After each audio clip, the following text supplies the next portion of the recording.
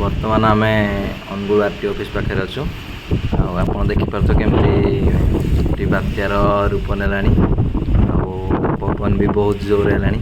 ଦେଖିପାରୁଥିବେ ଧୂଳି ଫୁଳି ସବୁ ଉଡ଼େଇ ନେଉଛି। ଘରକୁ ବି ଯାଇପାରୁନୁ ଆମେ, ଏଠି ରହିଯାଇଛୁ। ଆମ୍ବ ଗଛ ବହୁତ ଜୋରରେ ହେଉଛି, ଆମ୍ବ ଯାହା ଥିବ ବି ସବୁ ଆଜି ଯିବ।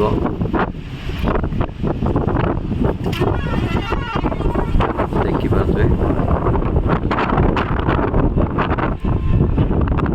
ବହୁତ ଜୋରରେ ପୋଷ୍ଟର ବି ଫାଡ଼ି ହେଇଗଲାଣି। ଧୂଳି ତ ଆଜି ଯାହା ଅଛି ସବୁ ରାସ୍ତାରୁ ସଫା କରିଦେବ ଧୂଳି। ୱାଓ, ଦେଖନ୍ତୁ କେମିତି ଗଛ ଉପରେ ଗଲା ଗଲା ଧୂଳି। ଓହୋ, ଓ ନୋ, ଗଲା ଗଲା ସବୁ ଧୂଳି ଆଜି ସଫା କରିଦେବ ଆମ ଅଫିସ୍ ସାମ୍ନାରେ।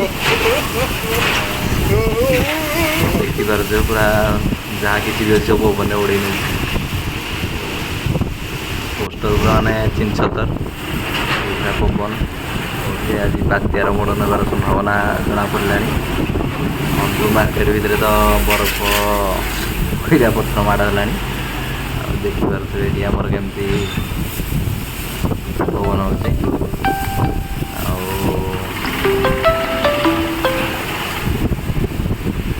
ପୁରା ପବନରେ ଛିନଛତର, ପୁରା ରୋଡ଼ ବି ପୁରା ସଫା ହେଇସାରିଛି।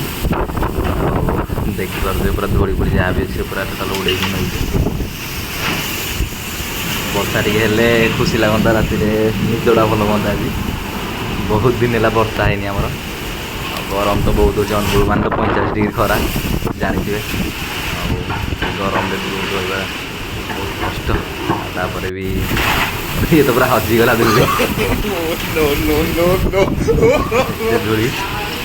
ଆଉ ଦେଖିପାରୁଥିବେ ସାଇକେଲ ବି ପଡ଼ିଯାଇଛି ପବନରେ।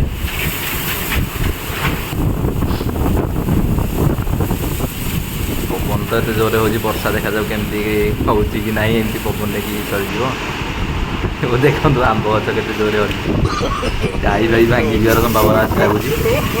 ବନ୍ଦ କର ବନ୍ଦ କର, ଜଲ୍ଦି ବନ୍ଦ କର, ନହେଲେ ଧୂଳି ସବୁ ଯିବ ତ।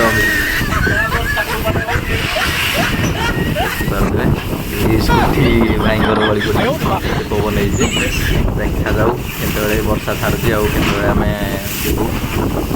ପବନ କେତେବେଳେ ସରିବ କି ବର୍ଷା ହେବ ଜଣାପଡ଼ିବ ଆଉ।